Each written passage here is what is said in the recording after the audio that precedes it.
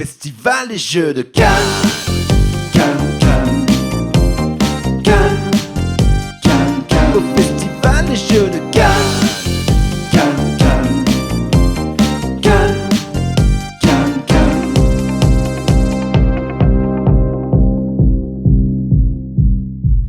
Donc bienvenue de retour à la table de l'aquarium Trick Track. Et je vais parler beaucoup moins vite. Salut Nico, ça va ? Salut. Merci de te joindre à nous. Eh ben c'était un plaisir, surtout que je suis le premier, c'est cool. Et tu inaugures notre série de Le Cannes 2. Donc on va parler un peu de ce que c'est Cannes pour Nico Fu. Alors le Cannes pour Nicolas Fuseau cette année, eh bien c'est le jeu de rôle, c'est le retour du jeu de rôle pour moi dans l'activité professionnelle. Donc parce que on le sait tous, on vient tous du jeu de rôle quoi. Eh oui. Donc à un moment, y retourner pour le travail, c'est super sympa. Donc là, mon Cannes de cette année, c'est de gérer le stand Asmodée, JDR, Edge, jeu de rôle. En fait, tout ça, c'est la grande famille, hein, c'est la World Company. Et donc je m'occupe de l'espace jeu de rôle où j'ai réuni des maîtres du jeu et puis on va jouer, on va faire jouer plein des parties découvertes de jeux de rôle du groupe quoi. Alors l'idée c'est vraiment,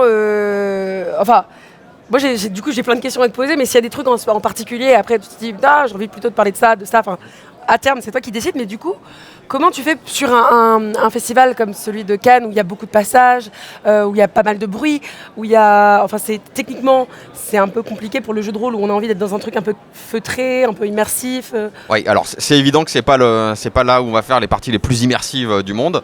Là, on est parti du principe qu'on allait faire des parties de découverte. Donc on time, les maîtres du jeu ont des consignes pour en 2 heures boucler tout, c'est-à-dire en gros on leur a dit vous avez 1h30 de partie max pour qu'en 2 heures il y ait une rotation et voilà et expliquer aux gens. Alors on a 2 options, soit c'est du complet débutant, donc là on essaye de les faire rentrer vite dedans. C'est quoi le jeu, c'est quoi, c'est comment ça se passe le jeu de rôle. Vous voyez, c'est tout simple. Et puis ils vont pas forcément avoir une histoire complète. Mais à la fin on leur dit si vous avez plu, il y a des produits de débutants, d'initiation. Allez-y, c'est pas si compliqué que ça.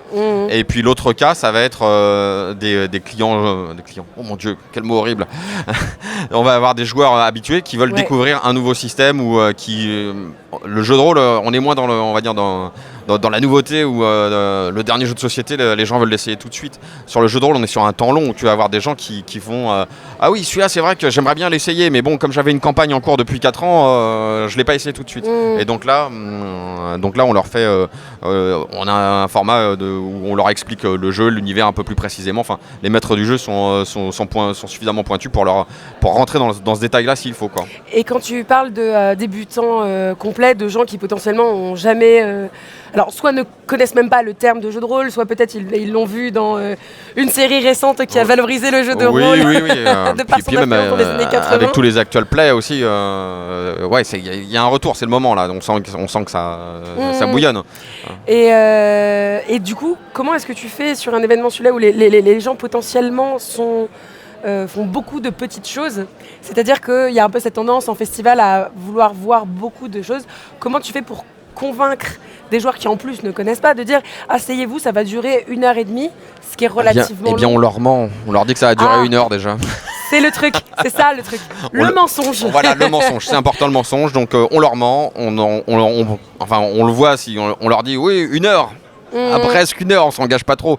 Mais la consigne de toute façon, les MJ, c'est arrêter au bout d'1h30. Donc même sur les scénarios. Alors là, là aussi, nous, on redécouvre en fait ce truc-là parce qu'on a. On va dire on a perdu la compétence, ça fait longtemps qu'on n'a pas fait d'animation salon en jeu de rôle, donc là c'est une sorte de grand test, on a regardé ce que font les concurrents mais néanmoins amis comme Black Book, Dead Crow, etc. Et donc on essaye de s'adapter là, mais la consigne c'est 1h30 on s'arrête, même si, et puis de s'arrêter sur une scène quoi, sur un cliffhanger, pas au milieu et dire vous avez goûté au truc, de toute façon leur faire comprendre que ici c'est pas l'endroit où ils vont faire des parties complètes, que c'est pas là où ils vont s'immerger le plus dans le truc, mais c'est juste leur montrer le potentiel du loisir qui est juste énorme quoi. Et vous avez eu l'occasion déjà de tester ce format-là hier pendant la journée avec Accès Pro ? Oui, on a fait une partie. Et c'était comment ? Ça s'est bien passé, ça s'est bien passé. Ouais, exactement. Ouais. C'était des joueurs étrangers au jeu de rôle ? Oui, parce que par exemple, hier journée pro, donc magasin. depuis l'explosion du jeu de société 2007-2008, tous les magasins qui se sont ouverts, quasiment, il n'y en a aucun qui connaît le jeu de rôle. Ils ont pas de background jeu de rôle, ils savent pas ce que c'est. Et là ils commencent à voir, on leur demande. Et aujourd'hui, notre souci, c'est le souci distribution business, c'est qu'il y a peu d'outils pour les magasins. Donc on pense à tout ça, entre guillemets. Ouais, j'ai l'impression qu'il y a une espèce dans un deuxième temps, que la repopularisation, enfin la popularisation du jeu de société a un effet rebond sur le jeu de rôle. Avec un auteur de jeu qui s'appelle Arnaud Cuidet, qui fait Metal Adventure chez les copains de Matago, chez le nouvel éditeur jeu de rôle là, qui a repris la suite des projets jeux de rôle Matago. On se disait il y a quelques années, cette réflexion intéressante, c'était de dire le jeu de rôle, c'est l'oublié de la vague geek. C'est-à-dire que c'est vrai, ouais, à un moment, tu vois, les jeux vidéo c'est devenu cool, les jeux de société c'est devenu cool. Il y a 15 ans, on était juste des débiles qui T'es dur avec toi qui n'avaient pas grandi, quoi, tu vois. Sauf le jeu de rôle. Le jeu de rôle était resté, enfin le jeu de rôle standard, tu vois, parce que le terme jeu de rôle c'est popularisé dans les jeux vidéo, etc. Le jeu de rôle papier, table, crayon. C'était un peu l'oublié de la vague geek. Et là c'est vrai qu'il y a un retour. Mais aussi on l'a vu avec la tendance du narratif dans les jeux de société, quoi. Oui. Quelque part. Oui, c'est vrai que ça a amené avec ça, Time Stories, même Betrayal the House on the Hill qui est de 2010, enfin la V2 qui est de 2010, là qui vient juste d'arriver en VF. Hop. Ouais. Tu vois, ça revient. C'est des trucs. Il y a du narratif depuis une petite dizaine d'années dans le jeu de société. Donc c'est le moment, il faut rebondir là. Enfin, on sent que. Et puis il y a la série, enfin tout ça. Et est-ce que tu as eu l'impression que le fait que, comme tu dis, il y a de plus en plus de jeux de société narratifs qui tendent donc vers le jeu de rôle, mais qui ont quand même une grille mécanique et qui va potentiellement conduire les joueurs d'abord dans un petit toboggan bien, et puis ensuite le monde s'élargit de plus en plus. Et peut-être que ce système-là d'initiation n'existait pas avant, même si maintenant on voit se développer en plus des jeux de rôle initiatiques, mais peut-être que ça a servi de cette façon-là aussi. Oui, mais c'est sûr que mais la plupart, tu vois, c'est que les rôlistes ont pris le pouvoir, ça y est, tu vois, Manu Rozoy quand il crée Time Stories, c'est un rôliste, quoi. Et il se dit juste, il avait dit dans les interviews de mémoire, il disait juste, moi je voulais créer un jeu de rôle facile à mettre en place, pas galère, et pour pas qu'un maître du jeu se fasse tout le travail et qu'il y ait 4 paresseux qui arrivent à table.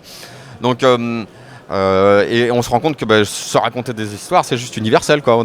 C'est juste et alors après, quelle que soit la forme que prend le jeu avec narration, au final, derrière chacun de ces jeux-là, il y a quand même des gens qui ont pratiqué le jeu de rôle à un moment, et c'est plutôt des quadras, effectivement là. Parce qu'on a une perte générationnelle à un moment sur les années 2000 où le jeu de rôle est un peu dans le trou.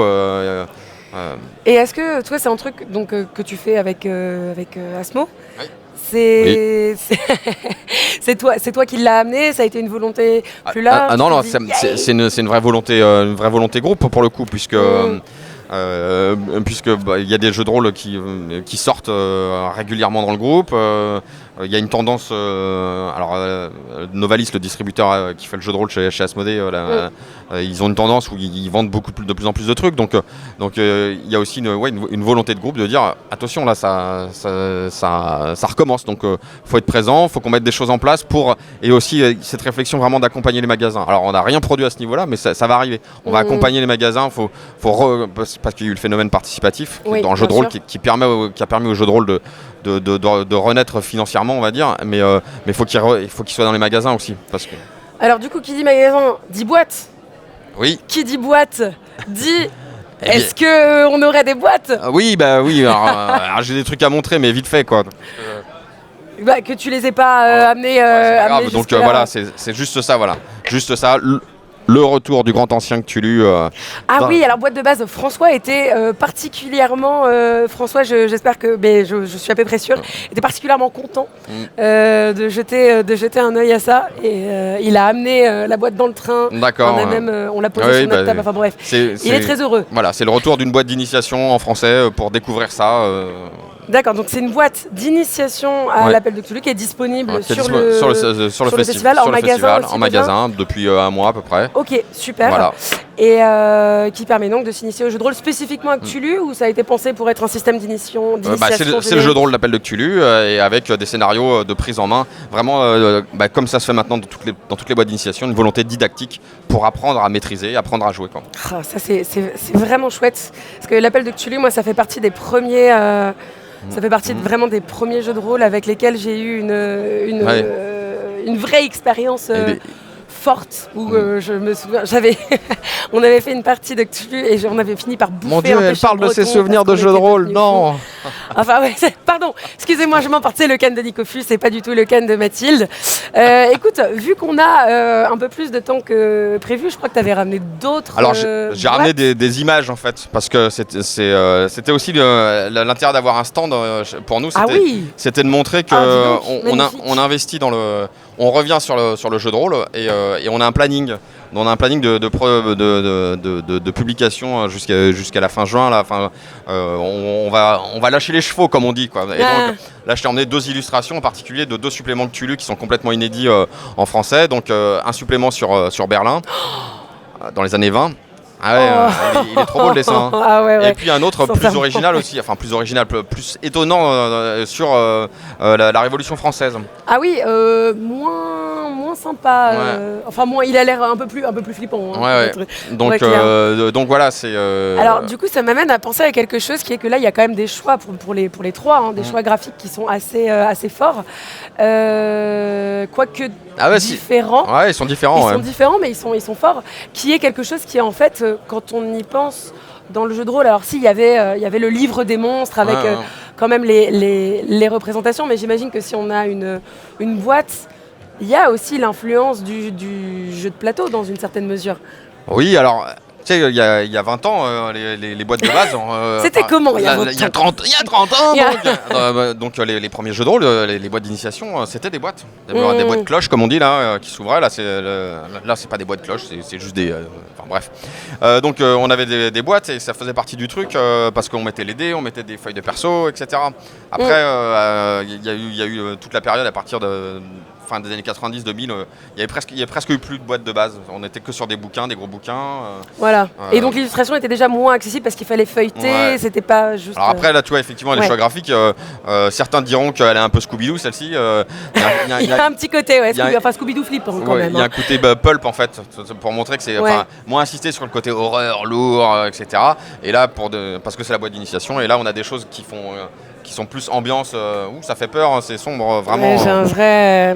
Voir une ambiance arty un peu là, parce qu'on a un petit peu Art Nouveau là. Ouais, c'est ça, Art Nouveau avec le fond, avec tout ça. Et ben écoute, merci d'être passé nous voir, de nous avoir présenté ça. Je peux trouver une affiche de ça quelque part? Non, pas encore. Si vous avez des affiches? Oui, on va essayer, on va y penser. Ça marche. Et ben merci Nico. Et puis quelque chose me dit qu'on va se revoir plus tard. Cannes.